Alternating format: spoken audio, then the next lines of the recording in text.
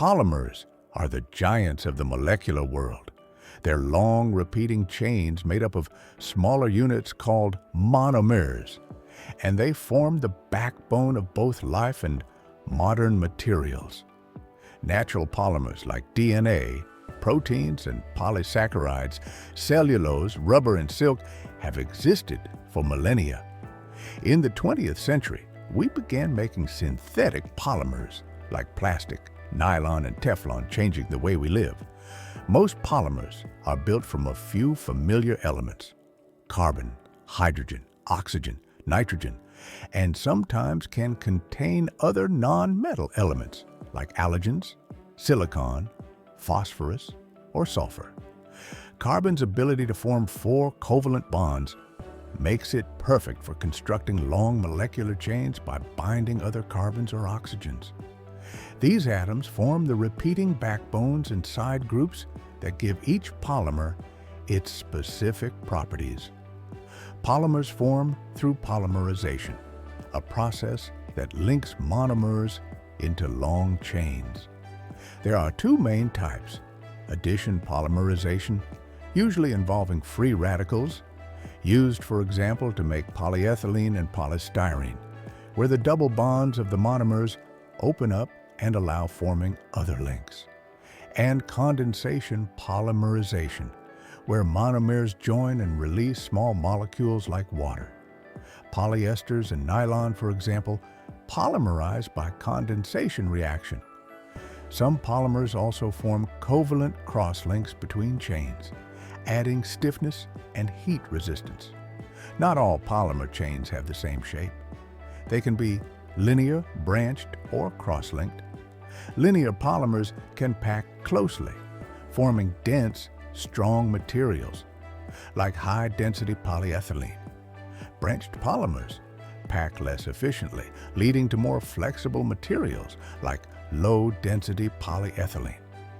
Cross-linked polymers, like vulcanized rubber, form rigid, durable networks. Based on their structure, polymers have different behaviors when exposed to heat and can be classified as thermoplastics or thermosetting. Thermoplastics soften when heated and harden when cooled. This process is reversible, making them recyclable. Thermosetting polymers like bakelite or epoxy resins form permanent cross-links during curing. Once set, they can't be reshaped or recycled. This structural difference determines how they're used, from water bottles to circuit boards. Polymers cannot be completely crystalline. They can have crystalline and amorphous regions or be totally amorphous. In crystalline areas, chains are tightly packed and ordered, making the material stronger and more heat-resistant. In amorphous regions, the chains are tangled and random, giving flexibility and transparency.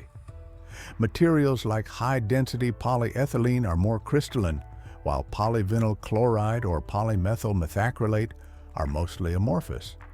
As temperature is increased, polymers go through important transitions. The glass transition temperature, Tg, is when the amorphous part of a polymer changes from a rigid, glassy state to a soft, rubbery one. Semi-crystalline polymers also have a melting point, Tm, where crystalline regions melt and the material flows. Knowing the glass transition and the melting temperatures helps engineers design and select the right polymer for each application, from packaging bags to engine parts. To summarize, how does structure affect what a polymer can do? In case of tightly packed chains, we have strong, rigid materials. If the chains are flexible, the materials are stretchy and soft. Having cross links between chains confer toughness and heat resistance.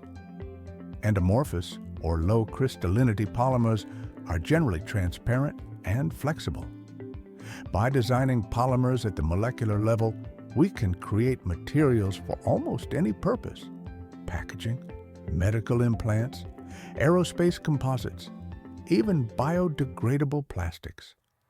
Polymers are more than just plastics.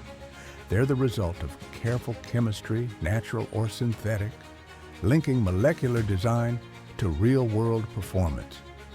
As we face new challenges like sustainability, recycling, and the need of high-performance materials, understanding polymers will help us build a smarter, cleaner future.